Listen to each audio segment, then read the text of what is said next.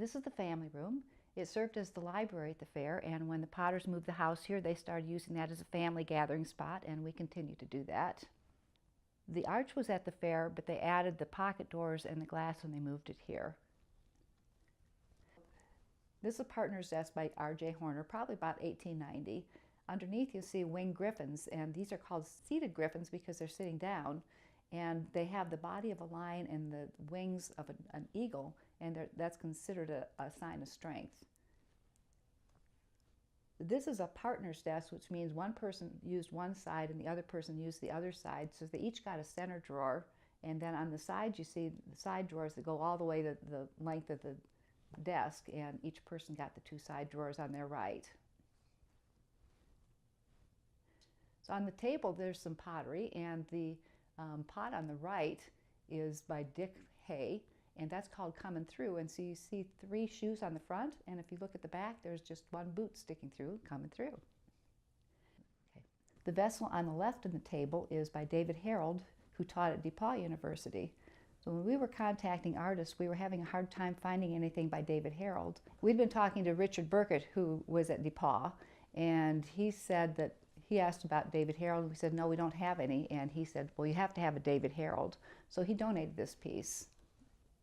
The clock is something we just got at the end of 2018, and it's a wonderful clock. It's a carved Gothic, handmade, and it took the clockmaker 2.5 years to make that. He even carved the filigree in the face. But the amazing thing about that clock is that the wood came from a log that was buried 40 feet underground in Gosport, Indiana. And they found this in 1910, and they age dated that in the 1950s to be about 4,000 years old. The initial estimates were somewhere between 2,000 and 50,000 years, and we may be able to get a more current estimate at this point in time. The painting above the desk is by T.C. Steele. It's called Berry Pickers, and that's during the 1890s, which was considered his best period. This little thing with wheels is by Marvin Bartell from Goshen, and he calls that his mobile table of temptation, temptation because of the apple and the serpent. So this was in his house, and it's just a little table that moves around the room wherever you want it to be, so you can have your snacks very handy.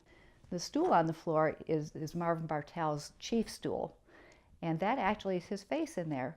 So when he was about 31, he let his little kids put plaster on his face to make a mask, and he put straws in his nose so he could breathe, and they promptly clogged up the straws, so he had to get his wife to cut them off.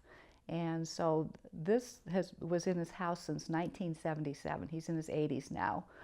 So it's just really wonderful to have all these special things from these artists that are one of a kind, and were precious enough to them that they kept them in their collections for all this time. The little painting of the little girl is by Olive Rush. She painted in Indiana, and then she later moved out west.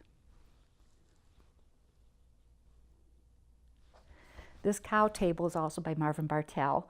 So you see it has the cow's head, and on the back there's a tail. You can pull it out, and there's a little drawer for your checkers pieces.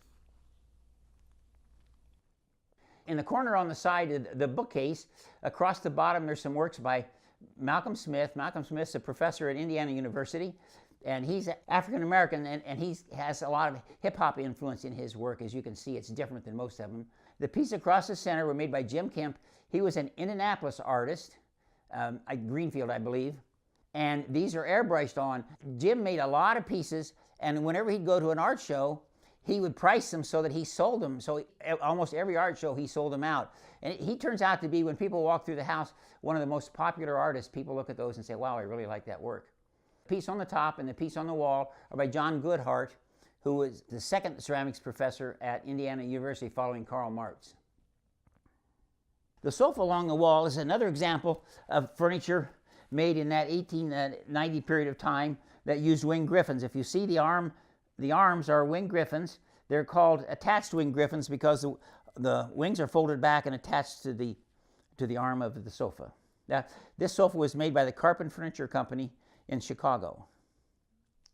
Another piece of interesting ceramics in the room is this garden platter on the coffee table. The garden platter was made by Jenny Marsh. She was from southern Indiana and moved to Dallas after her husband died. This particular piece was borrowed by the Indiana State Museum in 2016 as part of their 200 Years of Indiana Art Show. And in that show, they borrowed 6 different pieces of ceramics from us. So we were very happy that they had ceramics in that art show. The lamp on the table has an interesting story. If you remember, in 1982, after the daughters inherited the contents of the house, they had an auction and sold all the contents out. So when Ellie and I looked at the house to buy it, it was absolutely empty. Well, it turns out a friend of ours happened to buy that lamp. We didn't know him very well, but we got to know him a little better afterwards. And then he passed away and told his family he wanted to make sure that we got the lamps. So we have these 2 lamps. There's one here and there's one upstairs. They were both in the house all the while the Potters lived here. When we started furnishing the house, we decided that we really weren't interested in having a carpet collection as part of the collection because they're fairly expensive. You have to be knowledgeable to buy them, and they get a lot of use. This is only 1 or 2 carpets in the house we have that are true Oriental Persian carpets that would be from the 1940s and collectible. The other one is the major carpet in the drawing room. The painting above the mantel is by Harry Davis. So Harry went to Heron Art School, and during the war he documented what was going on for the State Department. And when he came back, he saw these old houses being torn down. He was really concerned about that, so he started documenting houses around the state. And we met him in an auction once and said, "Harry, would you paint our house?" And he said, "I don't do houses," and he walked away. And a few weeks later he called and said, "I'd like to paint your house." And he wanted to do it in the fall when the colors were more to his liking. So you see there are no curtains on the right-hand side. That's because when Harry came to take his picture, Bob and I were wallpapering these 2 rooms, and we had taken the curtains down and put them on the dining room table.